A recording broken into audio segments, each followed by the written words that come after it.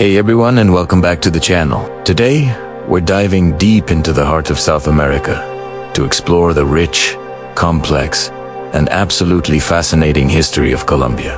From ancient civilizations and Spanish conquistadors to independence heroes and modern-day challenges, Colombia's story is a roller coaster of triumphs and tribulations. It's a tale filled with gold, coffee, conflict, and an unbreakable spirit. So, grab your favorite brew, get comfortable, and let's journey through time to uncover the incredible history of Colombia. Our story begins long before any European ships reached the Americas. For thousands of years, this land was home to a diverse array of indigenous peoples. The earliest evidence of human settlement dates back over 12,000 years. Over centuries, complex societies emerged. You might have heard of the Incas or the Aztecs.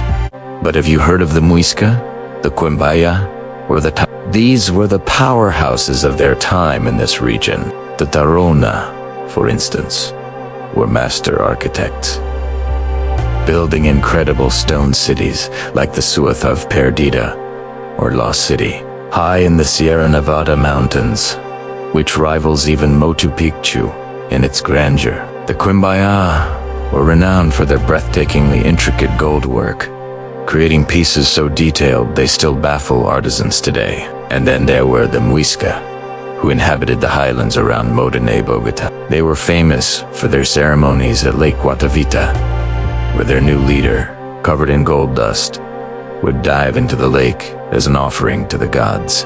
This very ritual is believed to be the origin of the legendary El Dorado, the myth of a lost city of gold that would obsess European explorers for centuries.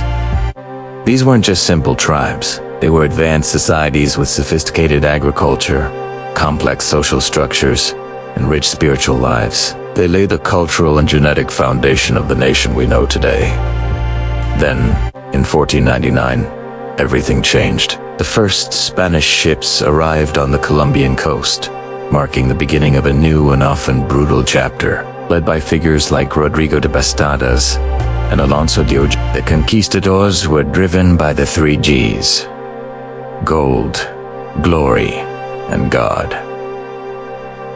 Lured by the persistent rumors of El Dorado, they pushed deep into the interior, a grueling journey through dense jungles and over towering mountains. They encountered the indigenous peoples, and the results were catastrophic. The Spanish brought with them superior weaponry, horses, and something far more deadly: diseases like smallpox and measles, to which the native populations had no immunity.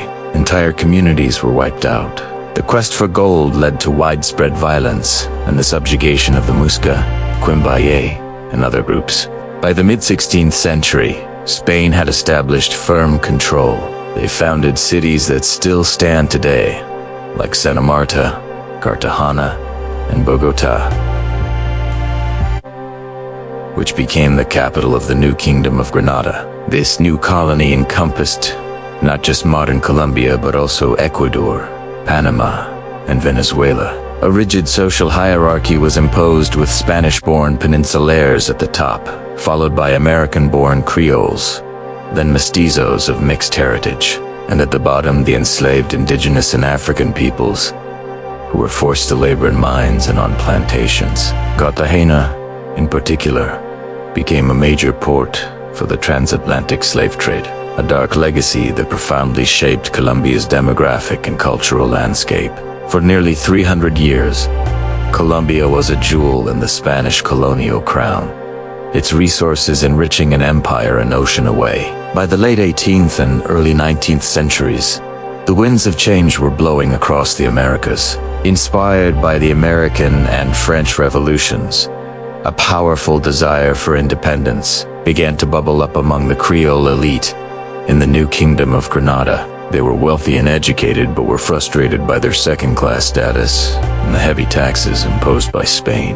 The final spark came in 1808 when Napoleon Bonaparte invaded Spain and deposed the king, creating a power vacuum that the colonies were quick to exploit. This is where one of South America's greatest heroes enters the story: Simón Bolívar. A charismatic Venezuelan Creole, Bolívar dreamed of a united, independent South America. Alongside Colombian leaders like Francisco de Paula Santander, he led a grueling military campaign against the Spanish loyalists. The fight for independence was long and bloody. One of the most decisive moments was the Battle of Buyeca.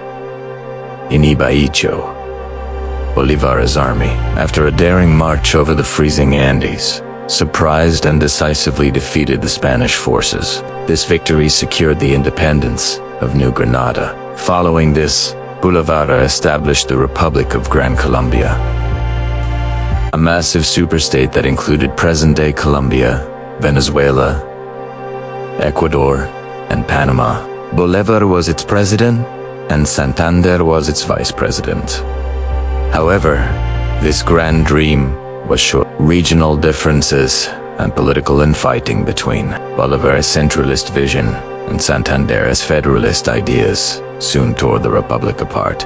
By 1830, Venezuela and Ecuador had seceded, and Gran Colombia was no more.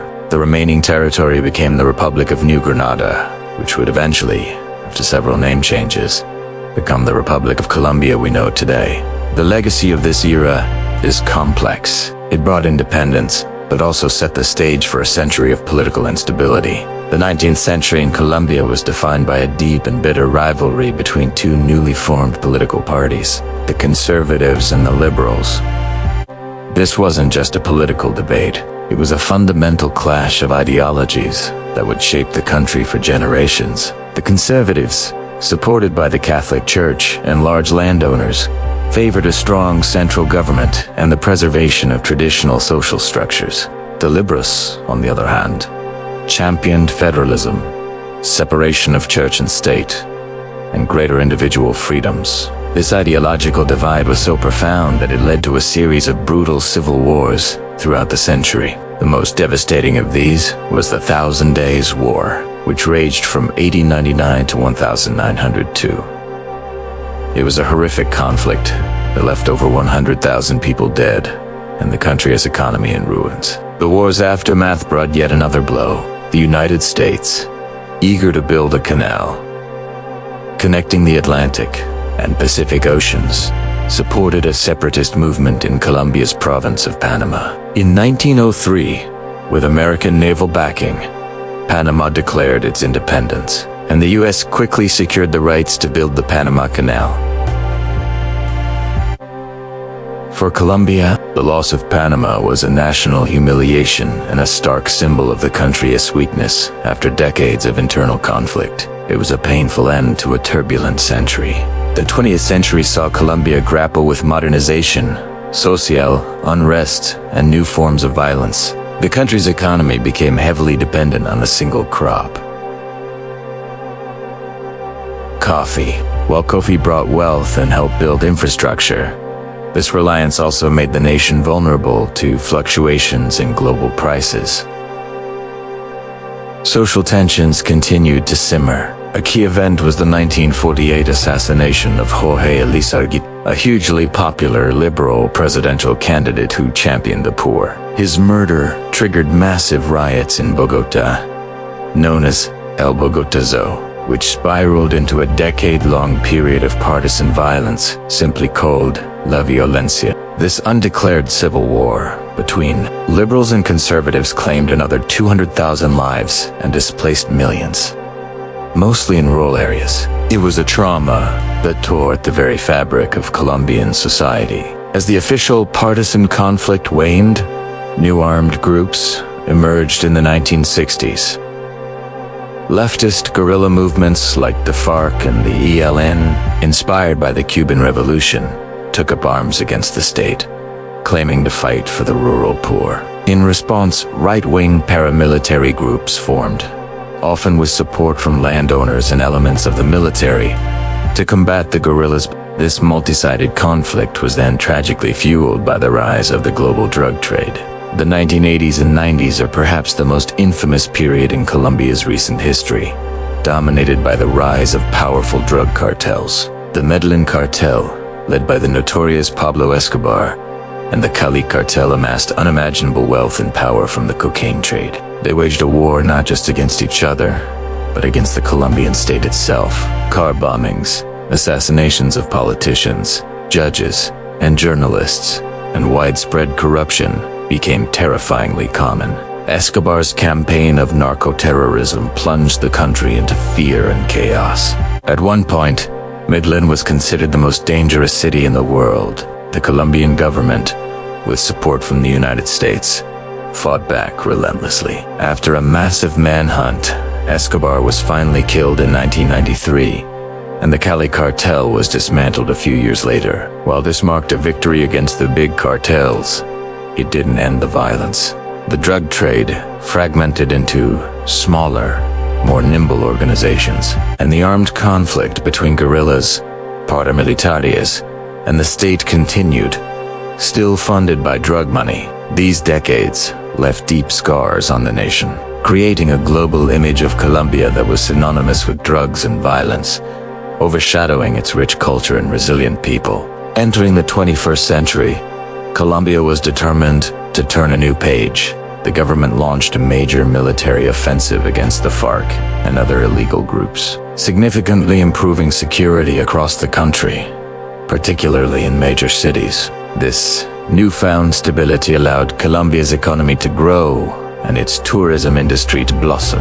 Travelers who once feared visiting began to discover the country's stunning landscapes, from the Caribbean coast to the Amazon rainforest, and the warmth of its people. The culmination of this transformation was the historic 2016 peace agreement between the Colombian government and the FARC, the largest guerrilla group. The deal aimed to end more than 50 years of conflict, disarm the rebels, and integrate them back into society. The process has been incredibly complex and is not without its challenges. Pockets of violence still persist, and implementing the peace accords is a long, difficult road, but it represents a monumental step towards lasting peace. Today's Colombia is a country of contrasts. It still faces challenges with inequality, coca cultivation, and lingering violence, but it's also a nation bursting with innovation, art, music, and an infectious optimism. Cities, like Medellin, have become global models for urban transformation. From the legend of El Dorado to the struggles for peace, Colombia's history is a powerful testament to the resilience of the human spirit. It's a story of a nation that has been through the fire and is emerging stronger, more vibrant, and looking hopefully toward the future. Thank you so much for joining me on this journey through Colombian history. It's a story that's impossible to tell completely in just a few minutes, but I hope this gave you a deeper appreciation for this amazing country. If you enjoyed this video, please give it a thumbs up, subscribe to the channel, and hit that notification bell so you don't miss our next adventure. What part of Colombia's history fascinates you the most? Let me know in the comments below. Thanks for watching, and I'll see you in the next video.